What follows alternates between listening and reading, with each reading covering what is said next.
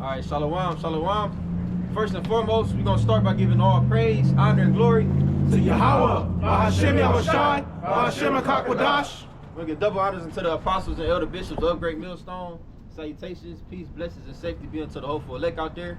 And we Great Millstone, branch of Las Vegas, out here another week through the spirit and power of Yahweh Hashem Yahushai to prophesy the downfall of this wicked-ass kingdom called America, biblically identified as Babylon the Great, as well as to tell you so-called Negroes, Latinos, and Native Americans that the kingdom of heaven is at hand, man, and it's time to repent. Okay, we in them times, man. It's game time, man. But hey, that just means victory is close. You know, victory is close, and the Lord is not going to allow this devil to accomplish his agenda, man. He's not going to be able to fulfill his new world order as he's attempting to do. Even though the Lord has gave him a certain amount of power, man, he is going to take a lot of our people down with him, man. But he's not going to prevail. He's not going to win. Okay, victory is already ours, but we just got to live it out, man. Right. If you can get Isaiah 51, 13. It's Isaiah 51, verse 13. You know, and hey, now's the time, man, where you gotta, hey, it's game time, man. You gotta lock in, man. You know, all you Israelites that's on the fence and you wavering in your faith, hey, now's the time for you to pick your side, man. If you don't got faith, if you timid, if you fearful, get away from us, man. If so, you was gonna say something? No. You got it. You know. Hey, I'm gonna say this. Scripture say, in the fearful and the unbelieving. Yep. Those are the first two things listed when you read Revelation 21 and 8. Though you're not gonna make it if you're timid, if you're getting scared, all of a sudden you tucking your tail, you're trying to secure yourself, you're trying to be comfortable. You know, you're not prepared for persecution to go through that fire. This ain't for you, and just basically just live out the rest of your life until the missiles hit. Right. But it's like, but the problem is you kind of know this thing. You kind of know this thing, so it's like, yeah, you're gonna do it. Something's got to click over to where your fervency and your sincerity has to change. You gotta. Can I get one script? You gotta one script. Could you grab Michael 2? Just hit that, and then we get right back to the building. Perfect. Because if you attach to this place, man, you gonna go there with this place. If you trying to set yourself up to be sustained during Jacob's trouble, and you lead into the world, and you know, I need a better job, or I need, yeah. If you can get a better job, cool. But that doesn't trump what you. Funny I'm using that word, but it doesn't take priority. Why? Take priority over this thing here. Okay. Micah 2 and 10. Arise ye and depart, for this is not your rest. When it's in Job it says, gird up thy loins and show thyself men. That's part of rising up. When you rise up and say, whom shall I teach doctrine? Whom shall I make to understand? Whom shall I teach? Who shall I teach to make known doctrine? Whom shall I teach knowledge and whom shall I make to understand doctrine? Yeah, those that are weaned from the milk. That's part of the rising up and girding up yourself as a man. That's the exact definition of being a man, man. Because being a man is being able to be uncomfortable. That's a female trait, wanting to be comfortable all the damn time, man. Now we're not saying go live in the sewer like fucking Ninja Turtles and no crazy shit. I'm saying, you know, but this is why you're gonna be sustained.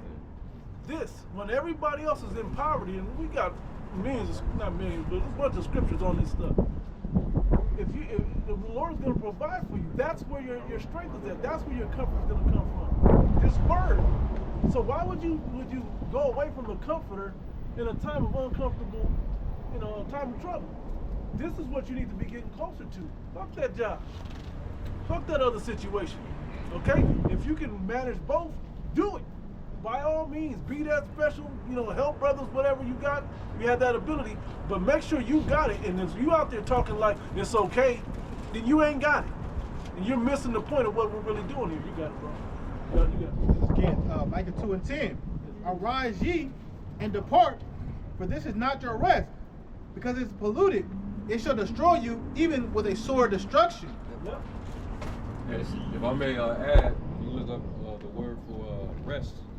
In the Hebrew, the word is manawatha, And it says in the Strong's definition, it says to repose or adverbially, peacefully, figuratively, consolation. Specifically, matrimony. You know, like when the Lord said, it would be like in the days of Noah and the days of Lot, they were eating and drinking and marrying and getting into marriage. And what was we going into last night? Yep. Certain dudes begin to make excuses. Yep. Instead of husbandry. Yeah, that's part of that rest. All them dudes that made the excuse when it was time for them to be bid into the marriage, they all found some type of ease that they valued over the ministry. Yep. All right? It says, hence, concretely, an abode, comfortable, ease, quiet, resting place. That's back on you. Yeah, man. And regardless of what your reason is of not wanting to be a part of this or not wanting to continue in this faith, man, it's a lose. Anything outside of this is a lose, man. Whether it's because you fearful and you don't want to, you know, because some people I guess they think not being a part of this, you're gonna be exempt from those stuff. You're going through the fire. You still got to go through the fire, fool. You still gotta go through tribulation. But you're gonna go through without the hedge. You know. And you know that there's a hedge to be had. You know that, and I'm gonna just use it in an analogy this way. If you knew that something was coming, and somebody said you can go get bricks from here every day and build you a wall to protect yourself, you gonna stop building that wall? It's a spirit of uncertainty out there amongst so-called believers, Israelites. You know, where you got guys that's changing the doctrine, which is an excuse to, you know, pull away, thinking they're going to pull away from persecution. There's guys out there like we're going into making excuses why they can't do the work. It's just like a spirit out there that where the Lord is really sifting right now. You know, where the ones that really are doing this for the love of Yahweh Bashim Yahushai and the ones that are doing it for ulterior motives. You know, and a lot of these guys are really exposing themselves. This thing is also not just to build you up, to make you into a man. Now you can go prosper as a man in the world. No, this thing is built up to make you a man, to prosper for Yahweh Bashim Yahushai, as well as the other things, as well as the most important part, which is salvation. Okay, that's what this is for. It says that, and from a child, what to say, you have learned the scriptures, and it's from 2 Timothy 3. But y'all know the one I'm thinking of, right? So somebody grab it right quick. Yeah, You got it? We You got it. We want it. That's 2 Timothy 3. And like, I think 14, 15. 2 Timothy 3 and verse 14. Yep. But as for you, continue in the things that you have learned and of which you are convinced, holding tightly to the truths, knowing from whom ye learned them. That's different translation. Oh, that's A and P. So That's cool. That's cool. that's like I know. I was. You good. No, let me read it again. Yeah. That's good. Same chapter, same verse. But continue thou in the things which thou hast learned and hast been assured of, knowing of whom thou hast learned them. Yeah, if you give double honor to the apostles, when did they ever set that Example. That example? When did they ever put that? Oh, it's okay if you go do that. When did they ever set that? They let you know that they set the standard that hey, it's important that you stay locked into this. Stay by the water. Stay by the water. That's the one thing the apostles are Stay with opposed the to, comfort. is taking breaks. Hey, Apostle R, one of his favorite precepts, Revelation 3. 3 and 14. 3 and 14 and 15, man. Hey, what you said? Matter of fact, I'll grab it real quick because it goes along exactly what we're talking about, man. It's about staying on fire and staying diligent for Yahweh Bashim Yahushai. This Revelation 3, verse 14 and 15. It's like 15 and 16. It says, I know thy works, that thou art neither cold nor hot. I would thou wert cold or hot. So then, because thou art lukewarm and neither cold nor hot, I will spew thee out of my mouth. Right. It's plain. That's what he always brings out. What does that spewing entail? A judgment. A condemnation. Yeah, and also taking the spirit. Yeah. Right? Because if you're not utilizing it, then the Lord is going to remove it. Hence the parable of the talents. It's the same thing, same principle. If I may add, what church was he, when he was criticized, making that, criticism, that observation, what church was he talking to? What church received that criticism? Yeah. Say it again. Laodicea, right? See, when you understand the history on that particular town, they had suffered an earthquake, years before that that particular church was addressed, decades before that happened. But the people of that town, they had enough wealth to build it back. Yeah, rebuild. They rebuilt Laodicea. On their own. On their own with their own funding. Yeah. But prior to the earthquake, you had a church in Laodicea that Paul he established a church there, right? So by the time this is during the time of John the Revelator, so this was under the time of Domitian, Emperor Domitian, right? They were living in that wealth, and they had that lackadaisical attitude because they had all this money and wealth, and they felt like we ain't missing anything. But what was they lacking? They was lacking the spirit. They was lacking the ferventness and devotion to the Lord. All right, and then the Lord used the analogy of lukewarm, you either being hot or cold, because you had a town north of Laodicea that had they had a hot springs that it gave hot water, and then you had south of them they had another running spring that was actually cold water.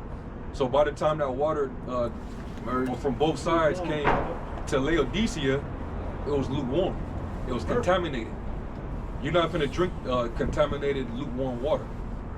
You prefer your water hot or cold. You use hot water for what? To make hot tea, soup, hot cocoa, whatever the case may be. Bathing. You can take a bath, and then cold water. Everybody, hey, let me get a cold bottle of water, cold glass of water. So the Lord was just making that analogy that hey, if you don't step your ferventness up and get out of that lazy spirit because you feel like you're not lacking because you got your own little wealth, I'm gonna remove your candlestick. I'm gonna give it to those who's more deserving. And that's why he commended the church of Smyrna, because they were actually more poor, but they were on fire for the truth. So it's back on you. To land back as well on your points, also dealing with the temperatures of waters. The temperatures also deal with the number of contaminants in the waters as well. Hot waters tend not to have as many bugs or viruses, especially even though you boil it, it still may be certain contaminants. But lukewarm water is where mosquitoes and larvae will host their children in the most. Cold water is harder for those creatures or those insects to thrive in because the waters are so cold. No. I was about to say much like a possum, for example. A possum's blood temperature is so low that even though they look like they're nasty animals, they don't have any diseases, and they can't catch any diseases because of their blood temperature and how their immune system works. Well, now the same thing. Even when the Pilgrims came here to learn from the natives, right? The Gadites and the Reubenites, they knew higher north, when the atmosphere higher elevations, it was cleaner. But when you get down to like the swampy areas in the Virginias and even further down, where closer to the equator. Right, when it was warmer, it was that lukewarm temperature, but it was real muggy, lots of bugs and mosquitoes and reptiles. You find those things there a lot more. A lot of humidity. Because those contaminants going into that. Same thing, the analogy of the contaminants is it has a chance, and even in culinary, you gotta have the food up at cooking level to where it's above 140 or something like that, but it gotta be under 40 or something to that effect.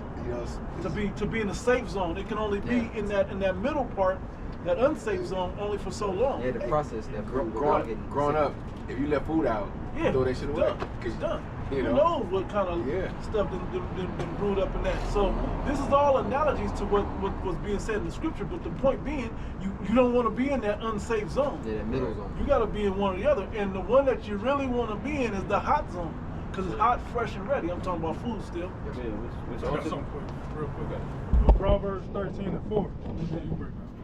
It said, the soul of the sluggard desireth and hath nothing, but the soul of the diligent shall be made fat. That's what it means to be hot, man. When you diligent, you consistent. When you on fire, you always ready, man. Like they say in the world, if you stay ready, you ain't gotta get ready. When you in that hot spirit, man, you always in that mode, so to speak, man. You don't have to, you know, like even like before sports, man. You gotta warm up. You don't have to warm up if you already warm, man. And we in the time of war, so a soldier, a warrior who's in that warrior mindset, he don't just get up one day and just go to war, man. No, he's already in that mode, thinking about the different possibilities and what he got to do, how he got to move. And when you're diligent, the Lord will add more wisdom, you know, upon you, man. You know, so this truth is like an onion. The layers are infinite, man. You know, so if your soul desires wisdom, you know, and you want to be diligent toward Yahweh Shem Yahushua, He's gonna bless you with more wisdom, more understanding, more intelligence. I gotta back you up on that. That's exactly what happened with Apollos. Acts 18 and 24. And a certain Jew named Apollos, born at Alexandria, an eloquent man and mighty in the scriptures, came to Ephesus. This man was instructed in the way of the Lord, and being fervent in the spirit, he spake and taught diligently the things of the Lord, knowing only the baptism of John. God, you have that word fervent. And he would be an example of what you would call an affiliate. For you so-called affiliates out there. He was a real affiliate, because him coming from Alexandria up to Ephesus, and him being as diligent as he was, he still had the humility to understand that even though he knew about the baptism of John, he knew that like the back of his hand, and he taught that being diligent. He was on fire teaching the baptism of John, but he didn't know everything or the full understanding of the cross of Yahushua. So he had to be sat down, and Aquila and Priscilla had to basically instruct them even further. And that's how he got his wisdom up, and he became complete in the understanding. Right. See, He grew. He grew. He grew past the understanding. And a lot of these other Israelite groups, they're meant for that. When you really look at them in the spirit, they're meant for the starter. Okay, I got my foot in the door. I know who I am. I know some basic scriptures. I know a few things. I got the dietary understanding. But now I need to get to these deeper mysteries of the scriptures, the deeper understandings. And you got to come to a certain place to get that. And I hate to say that, but it's true. It's us. You got to come to Great Millstone. A lot of times it's deeper than just watching watching the apostles or watching the elders, because you know after during live streams or during sit downs, even during and after those spiritual talks that you have amongst brothers, that you can't replace that, you know, with a video. Young brothers can't leave. Leave post. What y'all still? Yeah, some things you can't learn watching the video. Some things you got to get that intimate one-on-one. Priscilla and Aquila, they sat there and broke it down to him. It wasn't an apostle, but they sat down and was able to expound upon it so he can grow and get up on the knowledge. And that's the job. That's what the job is all about. Getting people to the level of understanding that they may be able to stand against the wicked one in the evil day. That's all this is really truly about.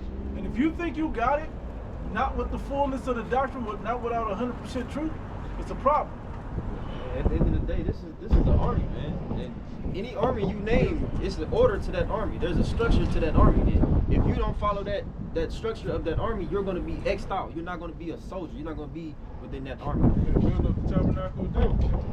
Shit, that's the number one army on the planet Earth. Right. Israelites. Good God, appreciate it. This is Romans 12 and 11. Not slothful in business, fervent in spirit, serving the Lord. And that word fervent in the online Adam, it says fervent, comes from the Latin ferventum, from fervence, meaning boiling hot or glowing. White hot, fire. It says the Latin word comes from the verb fervere, which literally means to boil or glow. Right, that's why when you go into the sickness, what they call a fever, what your internal temperature is up, man. Your blood is at a higher temperature, and ultimately what? Through your pores are sweating out, going back to that root word fervere. So keep going. The sense of boiling heat involved into a figurative meaning of strong passion or intense feeling. Hey, like when they say idleness, well, we just used the quote last night, man. Our idle mind is the devil's playground. It's not in the scriptures, but it's based off of the scriptures. It's the truth. Because when you idle, that means you're cold. The brother just mentioned how the body's temperature rises. You know, when you sick, it's because your body is fighting off whatever is foreign, whatever is attacking your body heat rises to attack that and to try to kill that bacteria. Exactly. That fervency, that heat, you know, staying on point, staying active, proactive, that keeps out any possibility of you slipping or falling, man. Yeah, and another thing, is everybody's been given a gift. If you were part of the body, you were given a gift. And the moment you came into this thing and you heard this word, it was something in you that kindled. It was like an ignition, a fire that started within you. And you heard this. Yeah. So once that fire gets ignited, you better not let it burn out. You better keep it burning, man. Somebody came over the shot, get 2 Timothy 1 in the 6th verse real quick, and I'll get it right back to you. I mean, let this brother get off at all. No, that's the spirit. Yeah, 2 Timothy. Oh, we got it. That's why it's imperative to always pray for wisdom. Pray for the Lord to increase your wisdom in His truth. Somebody got it? Verse 3. 2 Timothy, verse 6. You said verse 6. Yeah, verse 6. Yeah. The 2 Timothy 1 and verse 6 says, "Wherefore I put thee in remembrance that thou stir up the gift of Yahweh, which is in thee by the putting." Stir up the gift. Stir up the gift that is in you. We all were given a gift. Because we have as a collective, we all have a duty, we all have a task. All right? So everybody that's been given a gift, you was given a gift the moment you were called in. All right? You were given a gift the moment you were called into this thing. The moment you clicked on it and understood it. Right. As soon as it resonated, that was it. Even just a little bit. And that represents the talents. Brother just mentioned that earlier, man. That represents the talents. And if you sit on it, it's gonna be taken away from you, man. That gift it's already in you, but you gotta use it. You got a lot of Israelites that's trying to just get by, man. They just trying to do the bare minimum, or they trying to feed off of another brother's works, man. That's not gonna fly, man. The Lord ain't dealing with that. You have to multiply. You have to increase that which the Lord left you, man. Yep. Cursed be he that doeth the work of the Most High deceitfully. Doing it with a slack hand. The Lord, he's evaluating, man. Every employee, they have evaluations. Do they not? Well, your manager or your supervisor, they do an evaluation on your work, how you've been doing on the job.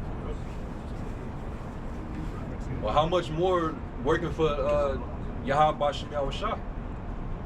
If somebody can't look up that word stir, Oh yeah, I got it. you already own it. And I got some more information on this. This is the word stir. It says G329 anazoporeo. It's beautiful. It says to kindle up, to inflame one's mind. Woo! See that? Yeah. It says pareo. Well, we know the word goes back to pyro, which means fire. Fire. And your spirit is a fire. Exactly. So when the Lord, take them demons off you and put this truth in you, your fire is turned up. Yeah. That's what. Hey, it's like a fever that burns them demons away. That's the spirit. Like when you have a fever, Yeah. it's some impurities in you that's causing that imbalance. Fire says it's Yeah. all. Yeah. And what did Jeremiah say? Bro, that's the spirit. I got it right here. Go ahead, read it. This is Jeremiah 20:9. Then I said, I will not make mention of him, nor speak any more in his name. But his word was in mine heart as a burning fire, shut up in my bones. And I was weary with forbearing, and I could not stay. He had that gift of prophecy. The spirit was burning in him. I gotta go out and I gotta cuss these niggas out. These niggas is wicked, and that's why these Babylonians, the Lord's getting ready to send to tear Jacob a new one. And that's what ultimately ended up happening. And Jeremiah was a young man. He was. You look up the history. He was young. He was like a teenager, man. They call it the weeping prophet. The weeping prophet. Yeah. Yeah. No, yeah. But he couldn't restrain himself. The spirit of the Lord was on him and was burning within him to go and speak. Now when the spirit is on you, you can't suppress it.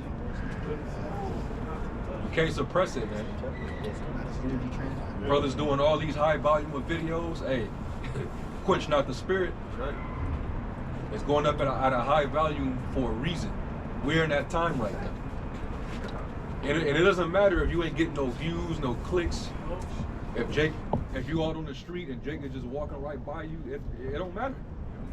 The spirit is flowing because the Lord's getting ready to do something. Right. Something I think about, I mean, you said quench. Water will quench it, right? Quench the fire. And also, you made a point right now about the videos not being watched. We don't know if this is a library of videos that when something miracle or something tragic happened, that everybody might flood the internet and shut it down that way. And Esau fuck with the numbers anyway. Yeah, you don't even know who's watching. We don't even know when sometimes we brothers live streams. Brothers go live. It's like, you know. That's not what we're doing anymore. Yeah. This is going out in the spirit, so there won't be an excuse. Y'all got it. Yeah. You gotta finish that in Jeremiah 20. Now I'm gonna go back to this in 2 Timothy. Y'all have words? Yeah, Yeah, good. come on first. 29. Okay. This is Jeremiah 20:9. Then I said, I will not make mention of him, nor speak any more in his name. And you think you won't shut it off. You know? You think that's what's happening. As he said, but he hid it. What did he say in Job 33? He said, when he's asleep, I seal my words and my instructions in him. You know? That to hide pride from man. So it ain't your own agenda. You got it? Yeah, didn't the wicked ass niggas try to kill Jeremiah? Yeah. It says, but his word was in mine heart as a burning fire, shut up in my bones. And I was weary with forbearing, and I could not stay. You can't contain no fire, man. Eventually it's gonna burn through. Hey, somebody get Job 32. That's another one. Was that the end of that? And was there more in that definition? Yeah, I got it. In Job 32.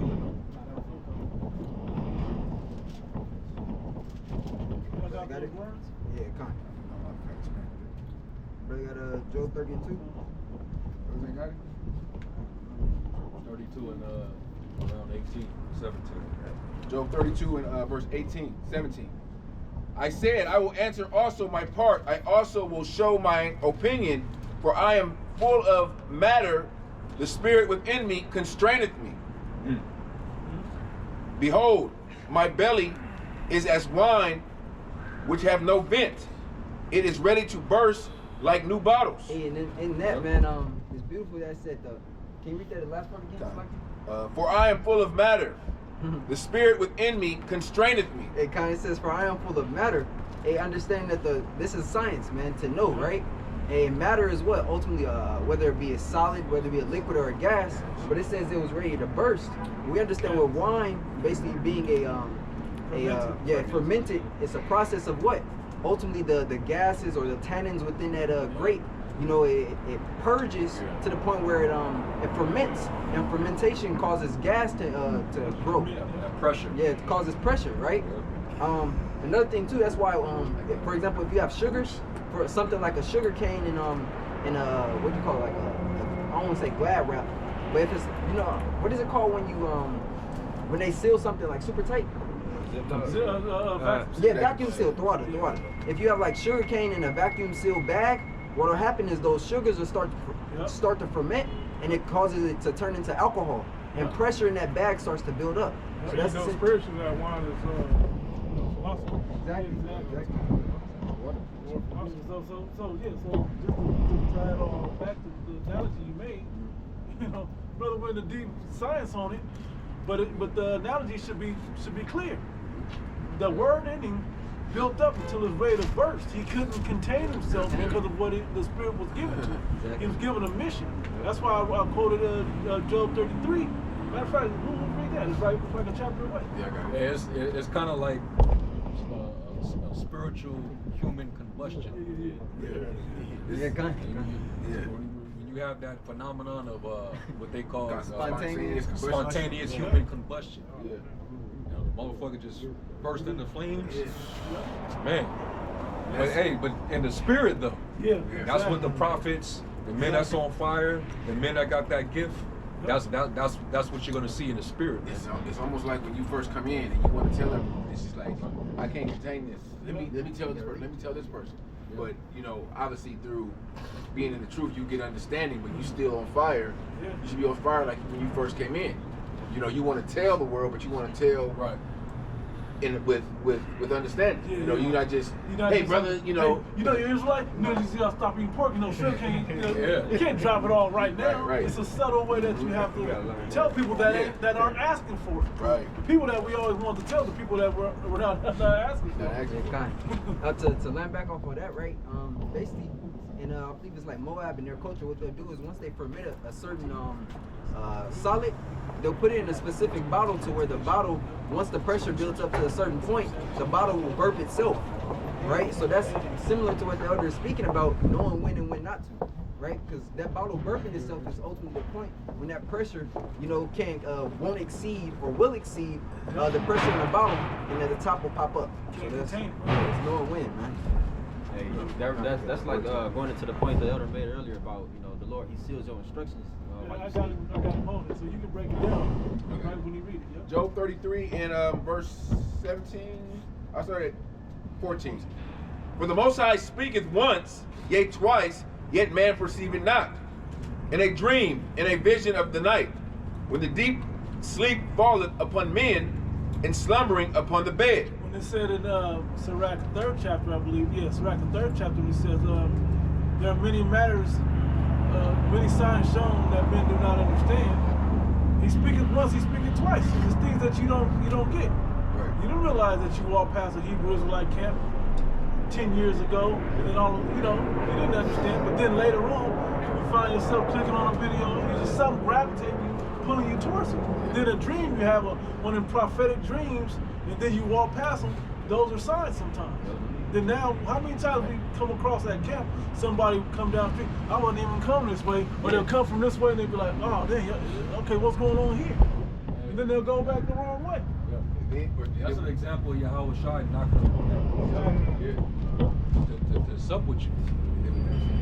You gotta open that door up, man.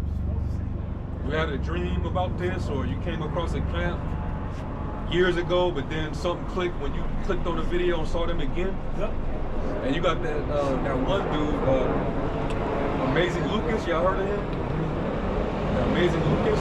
Basically, he's another. He's like a podcaster. He's kind of popular or whatever. But he's been caught twice saying that, hey, the Hebrew Israelites, man, they right. So if this word is getting into audiences of guys that, you know, they got certain platforms that got, you know, hundreds of thousands of people checking for them, then I'll let you know that brothers doing this work, brothers being on fire, it's not in vain. That's right. That's right. It's getting, this word is getting wherever it needs to get to. Nobody on the face of this planet will be without excuse. To land back as well, for example, when we circled the walls of Jericho, right? We were told and given instructions basically the 6 days, go around the city, I believe it was once, and blow you the trumpet. And then on the 7th day, go around it 7 times and blow it, I believe, 7 times. The trumpets, in order to create the sound of a trumpet, it takes that pressure from your lips going into that, basically that opening of that orifice for that instrument, right? And we understand heat and pressure, they have a correlation, or like a what do you call it? Not symbiotic, but they have a correlation pressure, basically saying when one is increased, the other increased. When one goes down, the other goes down, right? But in the case of them blowing forth that trumpet, as we're doing now in the spirit and physically, was causing those walls to blow down, or those walls to shake, to fall down. Well, it's the same process, man. You know, of blowing that instrument, to our voices being that instrument now to bringing this kingdom down. But as the elder was saying, the heat or the spirit within us is now the force that brings out that that vibration or that pressure up, man. So tying it back in, man. Oh, let me finish this. Verse 33, chapter 33, verse 16 in Job. I'll start 15 just to get more context. In a dream, in a vision of the night, when deep sleep falleth upon men, and slumbering upon the bed, then he openeth the ears of men and sealeth their instruction. Sealed in there. Yeah. Nothing you can do. So now that sugar and that, going back to your analogy, the wine, right? That sugar and all of that seal and all the bacteria and stuff starting to build up, ferment. Boom, it eventually one day will burst. But he knows when that'll happen. Because he knows when he sealed it and when it was going to be released for you to get it off your spirit. And hey, just a quick testimony. You ask my nieces and nephews, long before I had kids, I'll be in the living room just breaking down shit to the kids. I was just kind of like that back then. Because you don't know the white man, the devil, he want to do this, and he driving Chevy Lumina, and it's the Illuminati, and, this was way years ago, before that was in this truth. So that spirit comes in you, but then it didn't make sense. Everybody, but then all of a sudden this is like, oh, this is what I was just saying some shit. I didn't realize, you about to go through some other now, this is what it's supposed to be about. So that was kind of in me that way. And that's what happened to you when the Lord seals that instruction for this in If somebody can get Song of Solomon 3 and start out with. It's like your brother. I know we ain't, bro. After this, I'm gonna hand it back to you, brother. So, but just get Song of Solomon 3. Because that go right along with what the brothers going into. 3 and 1. The Lord sending your instructions, and Him putting that into you. The next day you going out. Now you looking for a camp. Yeah. Song of Solomon 3. 3 and 1. By night on my bed I sought him, whom my soul loveth. I sought him, but I found him not. I will rise now and go about the city, in the streets, and in the broad ways I will seek him. Hey, because the Lord seals your instructions while you sleeping upon your bed. After that, when somebody get Isaiah 30:20, you got Don't be so called a REM sleep. REM sleep, yeah. Hey, it said, read that part again. I will seek him whom my soul loveth. I sought him, but I found him not. Hey, some brothers have testimonies of coming across this truth and not taking it serious, and then going years living a normal life, and then coming back, and then coming into the truth, man. It wasn't meant for them at that time. Like the prodigals. Yep. Exactly. He was called to go out and do it, but he started bullshit. Like, nah, just give me mine. Let me just go. Let me just go. I'll take this and go. go. But then he came back with a different spirit. Key to that was what he went through, right? Yeah. He went through some shit. And when now come to serve the Lord, prepare thy soul for temptation. Brothers know, man. And the father knew. The father was like, "Hey, man, you was dead, bro. Yeah. You out of there. walked off. That could have been it." Look about to be out of Look there. at the story of Noah. Yeah. He tried to flee. Jonah. Jonah. He tried to flee from doing the work. And it wasn't of his own accord. That's not no excuse for you to be like, oh, you know what? Let me go build up. Let me go get this money real quick, and let me go do this, that, and the third, and I'll swing back. No, that wasn't of his own accord, man. And we're not in that time, by the way. That's that it. time's over. That's over. If you still bullshit now, like you heard this before, right now, and you're still bullshitting, hey, it ain't time to be like, well, I still got a little. No, ain't no more time. How many more prophecies do you need to see come to pass or unfolded in front of you before you make a move on it? Upon thinking about that, the scripture in Ecclesiastes 3 where it says a time for. Yeah. It didn't say it was a time for work and a time for rest. Because this ain't our rest. It's always a time to work when you're in this ministry. Yep. Verse 3. The watchmen that go out in the city found me, to whom I said, saw ye him whom my soul loveth? And it was but a little that I passed from them, but I found him whom my soul loveth. I held him, I would not let him go, until I had brought him into my mother's house, and into the chamber of her that conceived me. I charge you, O ye daughters of Jerusalem. That's it. That's the point. What was that he seeketh out there that he loved? Wisdom. All right, wisdom, man. All right. Philosophy, philo meaning what? Love. Sophia, wisdom. But not just any old wisdom. This wisdom, the truth, a mock. All right. Getting into the mysteries of these prophecies. You know the counsel of the Lord. You know the end from the beginning. This knowledge alone makes you a friend of the Most High.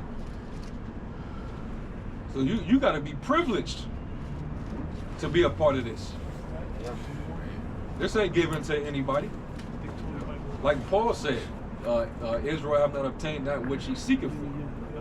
The election have obtained it, but the rest were blind. So if your eyes is open to see, man, consider yourself blessed. All right. Yep, it's back on. We get that Isaiah 30 real quick.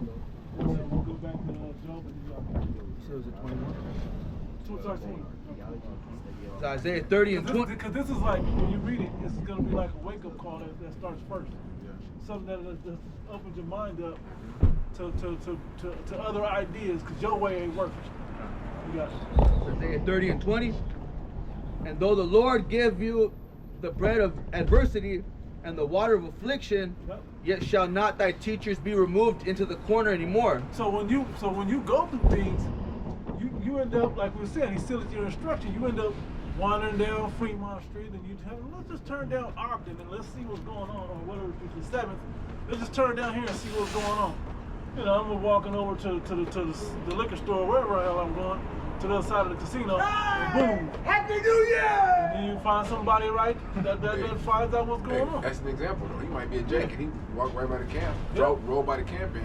That was that. Hey. But the instruction of what he saw may, 6 months from now, he might be up here, standing right here. We don't know. They don't realize it when they pass by. They looking at either a sign of their destruction or their salvation. And that tells you the maturity. He's grown. In the spirit, because shit, back 10, 15 years ago, we cussed that nigga out. we was ready, man. A nigga fall off that bike. Ready, you know what it is. And this group's full of there's still groups out there that are still that young. That's still that green. Go back to your point, the affiliate. Yeah. Affiliate thing. You need the order, and you need the elder men to help you mature. And you put the leavening agent inside of the fermenting agent, yeast or whatever, inside that alcohol to make, I'm talking about beer, but you know what I'm saying, the same idea, to help along the process, okay, of the aging. Now go ahead, go back. But thine eyes shall see thy teachers, and thy ears shall hear a word behind thee, saying, this is the way, walk ye in it. And that's the spirit that he sealed your instruction. That this is the way, that's why your conscience will be like, oh, what was that? I heard a voice in my head said, let me see what this is all about. And I think it was the elders out there in Dallas that was speaking on it, and they saying what we a part of right now, this is pretty much like we just a part of like a what you call it, like a landmark in the streets now, man. It's just something that people see and they just don't think nothing about it. Like this is not an everyday thing. This is not something that you just see well, now you do, but this is not something that's normal, man. This is something that should catch your attention. It just said, this is the way, walk ye in it. That's like you see somebody and you going down the street and you see the construction signs, you got the dude out there directing traffic like, oh no, this road closed, go down that way. That's what this is, because the scriptures tell you, there's a way which seemeth right unto a man, but the end thereof are the ways of death. Jake is just doing, living their life, man, thinking they about to do this, that, and the third. They making plans, they making New Year's resolutions. They think they about to be doing all this shit, and they have no idea what their end gonna be. This is the calling, man. This is the Lord saying, look, and this is to you so-called Negroes, Latinos, and Native Americans, man. This is the Lord saying, look, the way that you've been going, that's not gonna end well for you. Listen to these men. I got these men out there for a reason. You know? You got it. I got it. So we next Joe? Oh, you guys say? Okay, sorry. Yeah. You got it. Yeah, This is the way, walk ye in it. When you turn to the right hand and when you turn to the left. Anything you do, to use that for the analogy, anything you do, good or bad, there's a way that you're supposed to judge how to deal with that. Okay, this is the way that you're gonna be able to discern right from wrong, good from bad. Okay, and so on and so forth. This is gonna teach you. This is the type of man I want to be. A man that's not just letting shit happen and just happy wife, happy life. No, you're gonna be a man that's thinking, that's trying to forward the mission that you were given by the King of the universe. And was it that scripture in Isaiah where it says that he's going to set up, he's going to basically repair the breaches and set, if somebody can, Isaiah 58, I think it's like around the 12th verse, restore of paths to dwell in. Isaiah 58.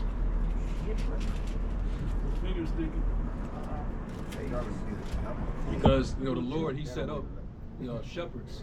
He set up men that's going to guide you. Man that's going to guide you along the steps of the way to lead you into the path of salvation.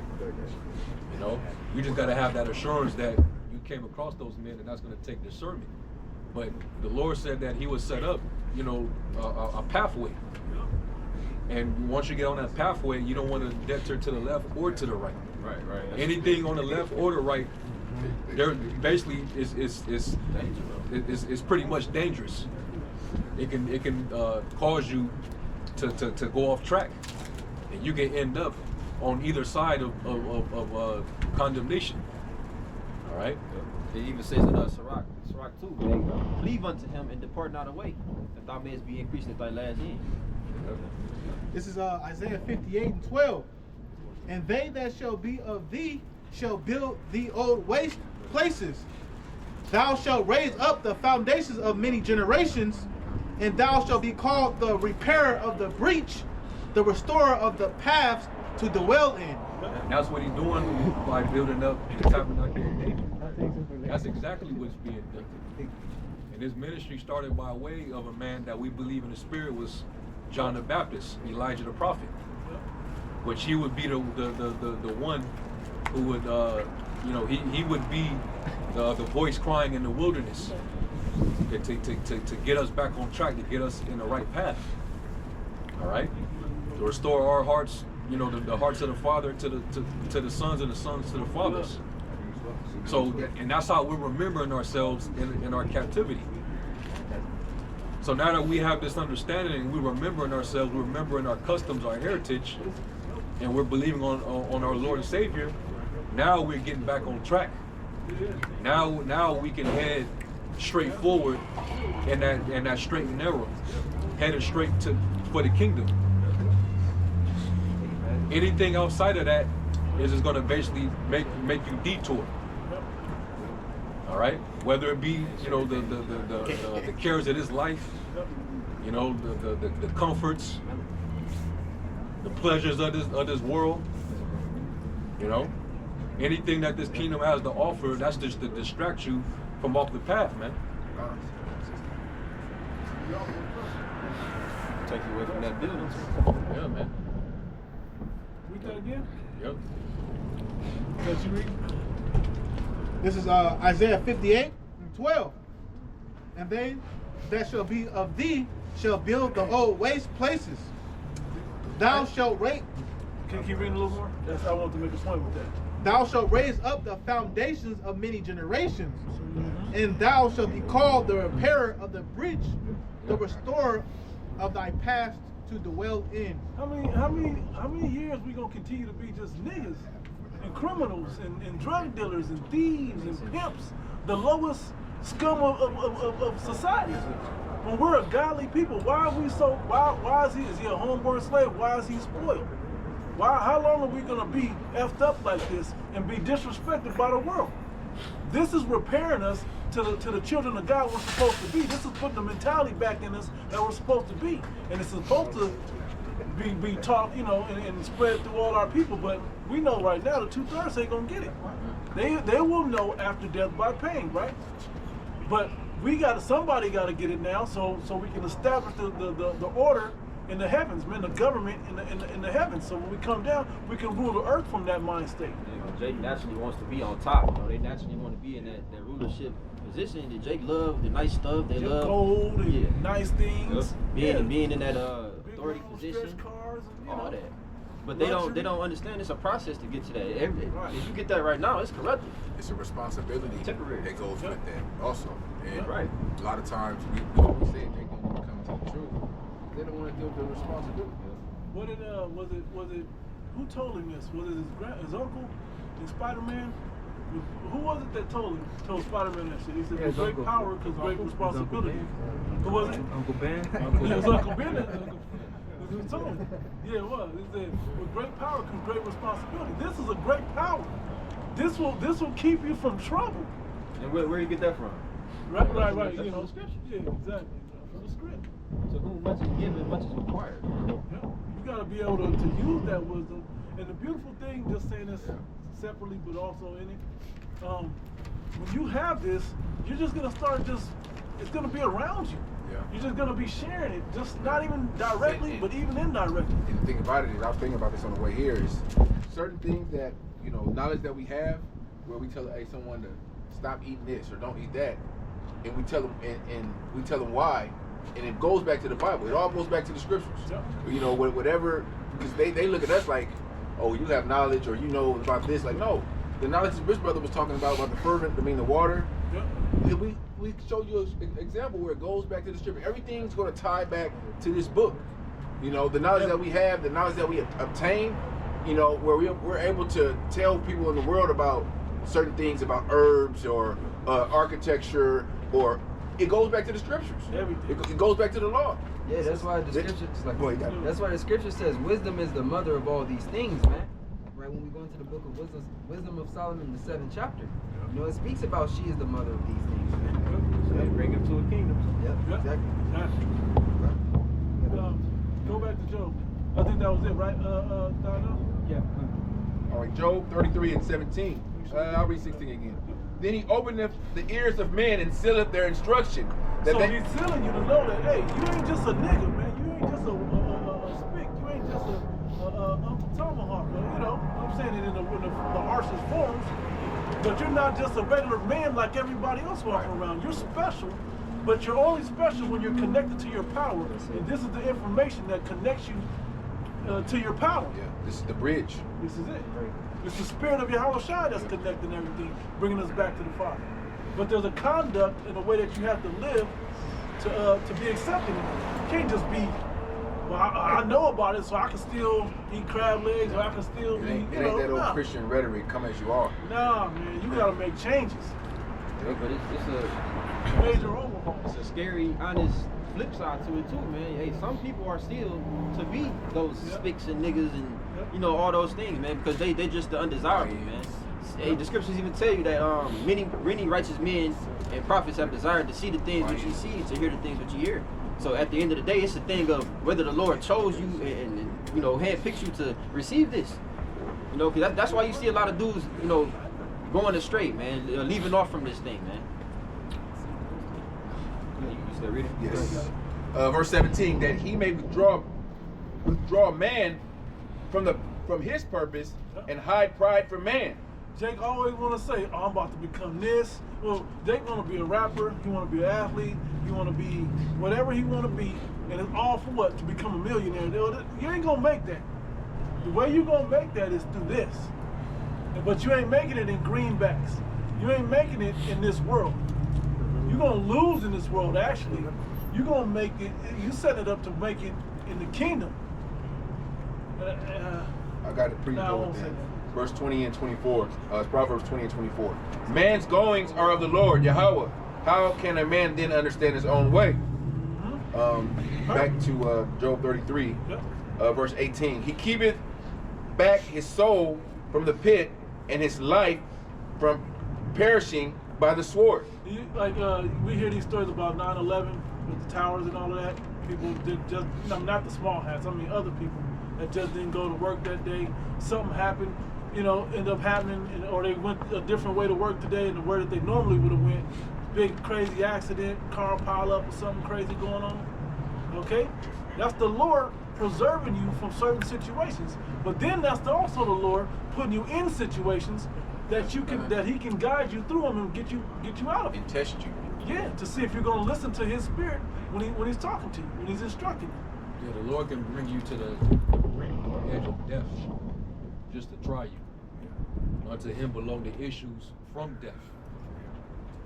The Lord can deliver you to or from death. Yep. You know, if the Lord, if Jonah, if he would have continued to rebel, Yep. the Lord could have just had that switch, Just light out. yeah. That's right. He could have just kept him, you know, in the belly of that fish. Right So He suffocated. He suffocated and died in They there. go all the way deep down and you never, stay down until He gone. But the Lord delivered him, you know, from that because He had a purpose. You know, He put him in that situation, put him through that fire, you know, just to you know, put a fire to him.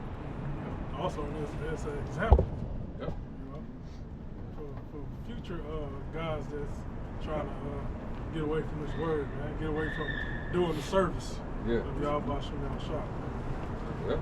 Not everybody gonna get that Jonah treatment. Yeah, and really, like when the scriptures talk about how judgment must begin at the house of the Most High, in 1 Peter, that was really a double-edged warning. The first layer of that is the Lord's He's gonna use refined judgment on who He chastens and loves. All right, He's gonna bring the chastenment. That's a different form of judgment. It's conditional. Yep. All right, the Lord can put you through something for a period of time, you know, just to chasten you. All right, to build you up, because we're made perfect through suffering. All right, but that's to you know, present that final product, you know, that gold or that silver that been purified through the fire. That's basically what He's molded us to be. But if you're one of those other ones that rebel against this, and you're just an adversary of the cross, you're an adversary of the Most High, you're gonna go through a different judgment. So that when Peter gave that warning, that was a double-edged warning. That you that are in the circumcision, I believe, you're gonna go through a refinery process, that kind of judgment. Those of you that are enemies, adversaries of the truth, you're gonna go through a different judgment. You're gonna go through the real condemnation. All right? This is Hebrews 12 and 5. And ye have forgotten the exhortation which speaketh unto you as unto children. My son, despise not thou the chastening of the Lord, nor faint when thou art rebuked of Him. For whom the Lord loveth, He chasteneth, and scourgeth every son whom He receiveth. Hey, when your father do that to you, when you do that to your kids as fathers, yeah, hey, let me whoop your ass, a little pain now, so you'll understand not to make that mistake later. It's caused everybody a lot less pain later. Right. Yeah. You see the chastening that Paul had to do?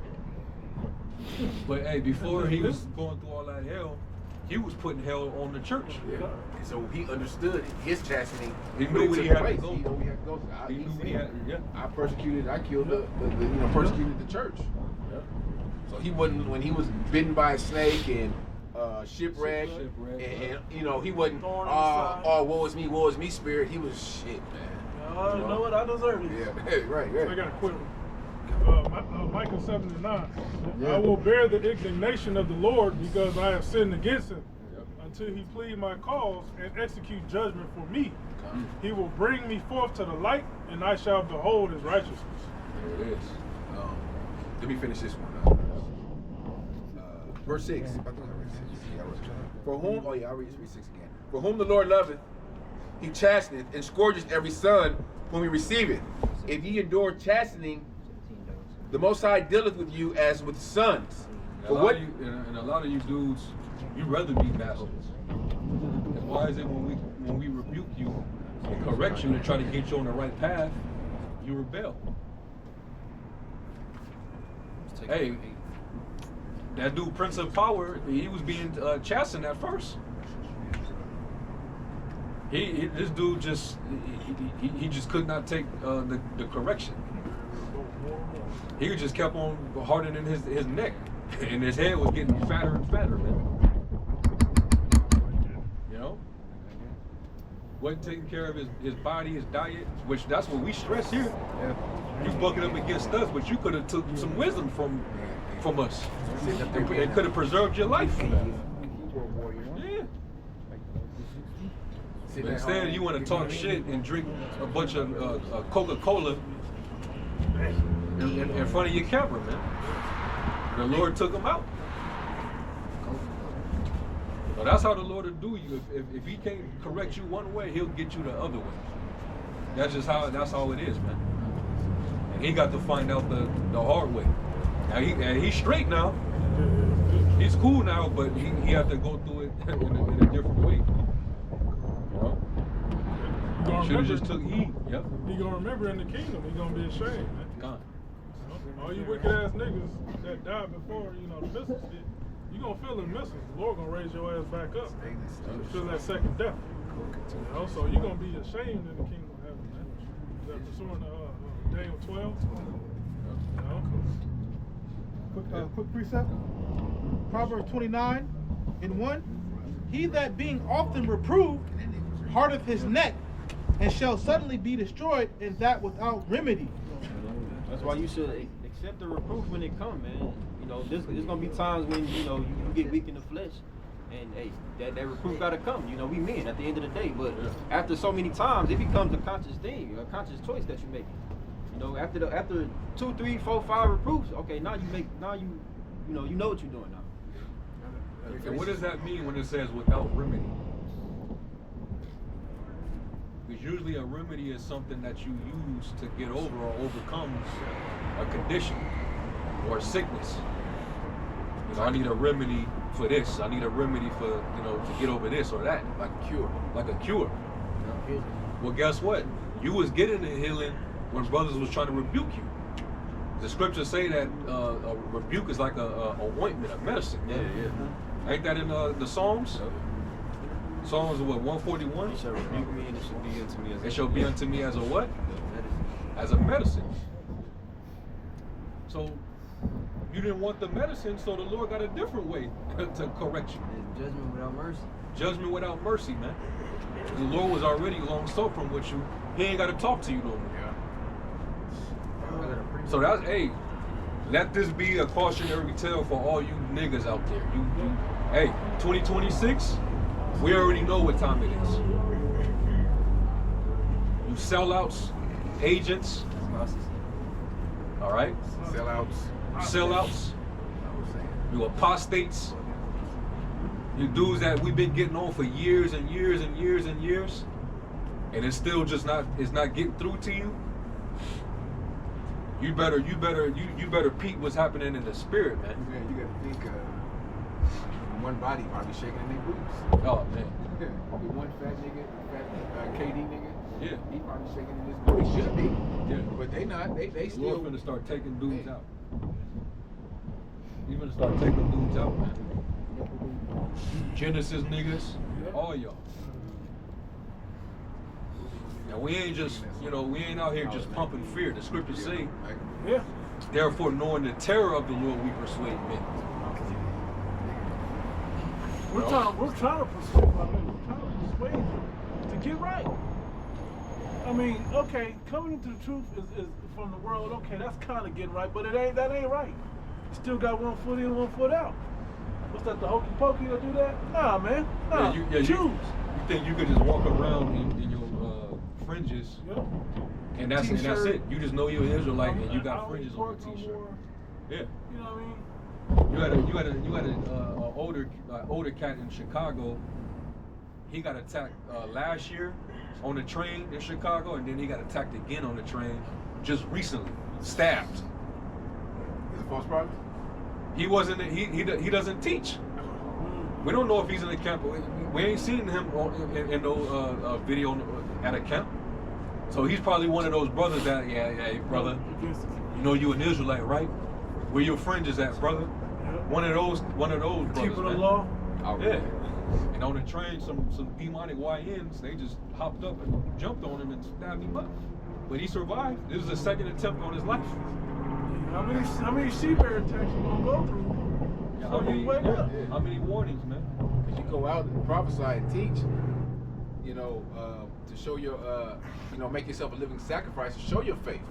Yeah. You know, I'm gonna just stand behind the keyboard and talk shit and, you know, like you always say, tell us, homeless stranger. they tell us it's not this, but never tell us what it is. You know? Yeah. But yes. Yeah, so in confusion. And as you said, as a cautionary tale, let it be a cautionary tale to you that are trying to explore and see what this is. We're just trying to guide. If you're watching and you don't really know the depth of what this is, you see we're bringing the word out. Let it be a cautionary tale to you also to get your foundation set strong. The information we're bringing out is pieces to make this foundation strong. You know, so everybody can stand against the wicked one in that evil day. Okay? It's not. You're gonna have to get rid of Jesus, the Christ, and all of it. Get rid of all of that. Exactly. Them names bring demons with it. Yeah, That's not the right, real yeah. names of the Yeah, Father, sure. and His only begotten Son. You know, God, that's the title. It's like Dad. That ain't my name. It I'm a does- dad, but that ain't my name. Doesn't it seem like everyone that teach Israel, but say Christ in their doctrine somehow, they still worldly. Yeah. Yeah. And you can tell in their actions, the way they move, even on camera with teaching, that they're still part of the world. Okay? We try to separate it and keep it. We bring in worldly examples of things, but it's to illustrate the scripture. Exactly. Yeah, right. We'll say, go ahead. Well, you have to. Hey, I was trying to say, hey, for all the parables that were given about fishermen, about husbandry, Yep. these were all worldly, actions, so to speak. The scriptures say, "Be ye all things unto all men." So in order to relate to J. Key, he gave them what they knew, Yep. right? So we're doing the same things to break down the scriptures. It's that simple, man. Yep. I got it. Brothers reading. Let me finish this Hebrews 12. It has 2 more verses. If ye endure chastening of the Most High, dealing with you as with sons. For what son is he whom the Father chasteneth not? But if ye be without chastisement, whereof all are partakers, then ye are bastards and not sons. And knowing that your brethren go through the same afflictions. Was that in Peter you read last night? I think you read it too. Yep.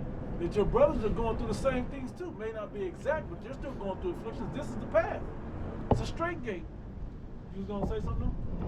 I was just gonna say, the moment you become a bastard, like when you read, was that Matthew 18? Yahweh Shai basically said, if you have an art with a brother, he's supposed to come to you, and y'all supposed to hash it out. And if he will not hear you, take him before the church, the council.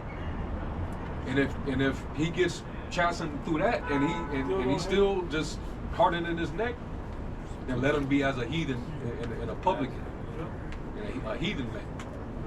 So then you become a bastard. You don't have that hedge. You don't have that divine protection anymore. Now you just open to the elements of this world. Gun to land back. No Miriam. It happened to Miriam. When she went against Moses, Yeah. right? Because basically, what the Lord turned her lepers, and she had to sit outside the camp, I believe, for 7 days. Yep. So she had to basically fight on her own, or battle on her own outside of that hedge. Coming around, Yeah. lurking, and who knows what's going on? Mosquitoes and shit. You don't know. Yep. I gotta appreciate it. Hey, You gotta yeah. protect. You gotta protect. Yeah. And just to throw this out there, a lot of guys that came against the leadership, especially guys that were once a part of the body but got kicked out or left, got disgruntled, they found an excuse, they got offended. A lot of judgment has happened to guys, man. You had a guy that was originally formerly up in Boston camp, and this guy all of a sudden he started teaching the heathens could make it. That's all his videos was since he'd been kicked out, was trying to teach salvation for heathens. And it was just basically attacking the foundational doctrine that he learned. Well, needless to say, homeboy doing 10. He's doing a dime right now. Those New Testament clowns down in Mississippi, they formalized an entire camp attack the foundational doctrine and come against the leadership. Where they at? What happened to them? Spaced out. They still go out. They teach. Bro, they're spaced out. Like the Lord removed the spirit from them. They don't have a name. They don't call on the names. You know, they call on some bugged out shit. Something. They tried to go the esoteric route and got bugged out in the process. All right. One of the dudes, he getting locked up for vandalism. The other guy, he crashing out on camera, drinking Pepsi, Coca-Cola, and then next thing you know, this nigga, he needs a GoFundMe to pay for his medical bills because he had to get a surgery to get his nipple removed. Is that Judah back of these niggas? Was it? No. Well, was he? Yeah, it might have been him. Yeah, but he was on that New Testament, you know, the New Covenant wave, and the Most High dealt with him. And you had guys all throughout the years, man. So we ain't just out here just bluffing. Now we in fear. Yeah. That's why we do what we do, man. The apostles are trying to keep you in a way of safety. Yeah. You know what? It's a spirit because that's what a shepherd does when he cares for his sheep. You said the apostles are trying to keep us in safety. Think about what having to do at minimum 3 lessons a week does for you. It keeps you from bullshit. Yep. You know, it keeps you out of trouble. It keeps you. It's the same thing as the after school program. You know, it keeps you out of trouble, man. Go join this team. And go run and get in shape and shit. So you're not out there running around with gangs and stealing and getting in trouble. It gives you a weekly responsibility, and it, like I said, the minimum.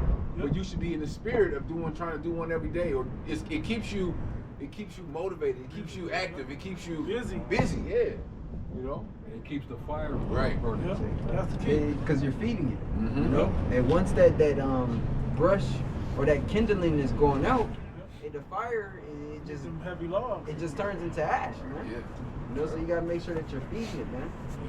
You know? I had a precept. You notice when the Lord took the spirit off of Saul, he was in danger for the rest of that time. The Lord removed that divine hedge from him. You know, so that's what happens to all these guys that fall away. He removes that from you, and now you attacked by unclean demon spirits. You know, you calling on that C word. You leaving there ain't no hedge from Christ. How many dead Christians are there that believe in them names? You know, how many of them people dead? They getting bombed in Nigeria and shit. You got people calling on Christ that follow the nigga that claimed that a flood was going to happen. But then he got a Cadillac, so it's like nigga got a Benz up on the bread. Like, well, he told me that he was gonna postpone. Stupid ass. A lot of people that call on Christ are a bunch of idiots, man. Stupid as hell, man. Hey, you gonna follow him right into the ditch, right out there to the cliff, man. And if they knew the scriptures, the Lord gave Noah a covenant, the rainbow. So he's not going to flood the earth no more. And that's, bro, you can find that on Bible flashcards, bro. At the dollar store. To learn that. I got Job 5:17. Behold, happy is the man who the Most High corrected. Therefore despise not the chastening of the Almighty. And that chastening comes through the way of the Lord's men, man.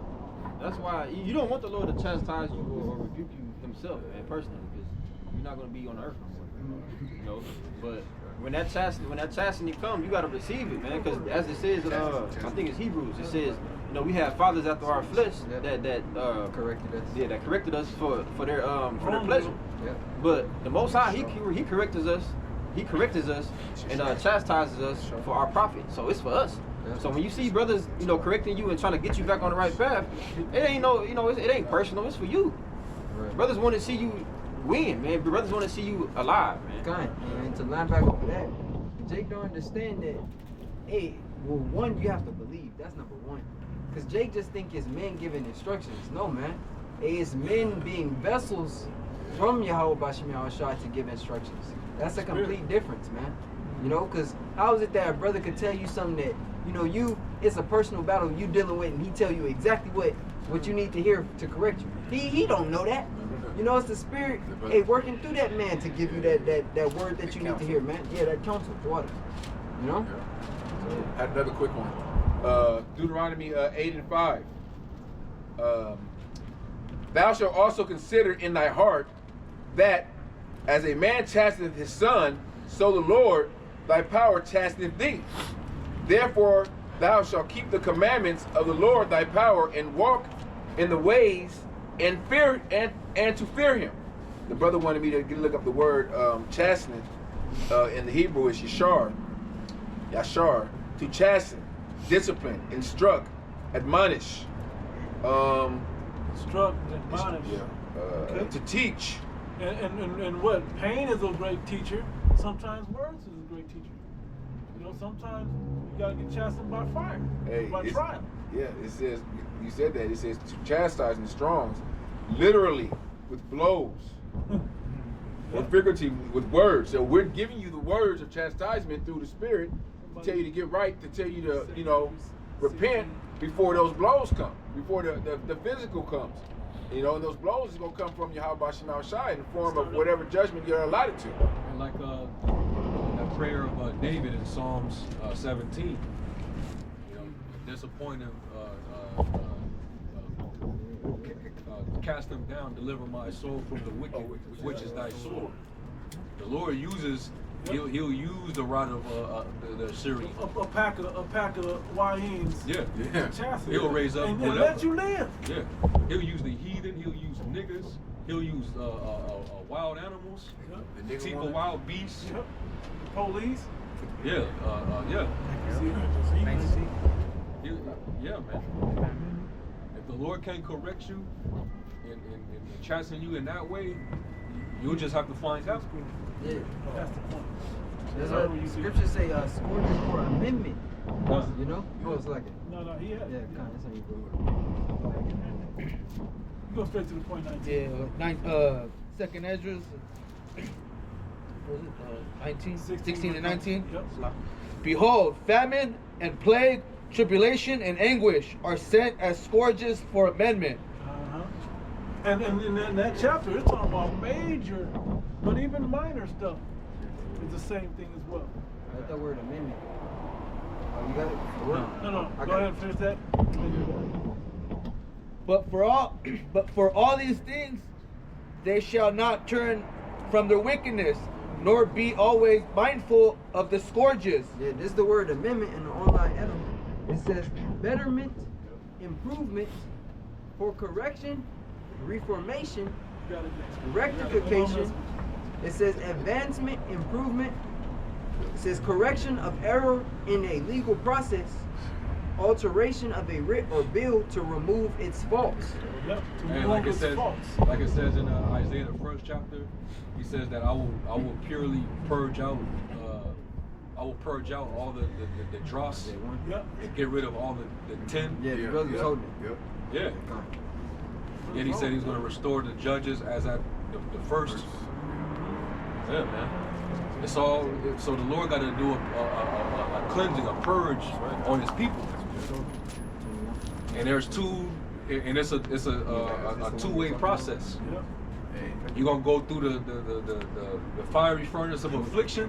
Straight gate. You're gonna go through the straight gate. You're gonna go through that fire, or the Lord's gonna preserve you for that other judgment. You know. And I find brother had read when it said the furnace of affliction and the bread of adversity. Was that 17, right? I know furnace of affliction is. I thought the bread of adversity might not be right, but the furnace of affliction. That's what you're talking about. That's the fire that you go through on this side. Temptations. Yeah. It's a chastening to correct. So burning away the impurities. We talk about dross and tin. It's Isaiah 1:22. Thy silver is become dross, thy wine mixed with water. Ain't no worse than having a watered down drink. You trying to get a nice glass of wine or a good mixed drink, to fill the ice up. And, you know what I mean? It's the two little, like, man, this ain't no, what is this? You drink it like, what is this shit? But that's what, it's the same thing with how Shot talking about has the savor loss is salt. Yeah, Loss of savor. salt. Yeah, I mean, you know, the other way. Yeah. Yeah, so no, you need to be pure. When you're pure, things just work out better. You're only going to be pure as a children of God when you get tapped back into this godly conduct and energy and wisdom. That's the beginning process of becoming pure. Yep. And that ultimate is we become white when we're cleansed completely, and you know we enter into that second covenant. I was going to say, I know Bob probably would love this. He might expound on it, but when you what do they call it with fire, when they burn, when they burn the fire, so it don't, to basically they burn a certain land to put nutrients back in the soil by burning it. It burns off all of the weeds and all that extra shit in the brush, and then now that land becomes more fertile. Yeah, it resets it.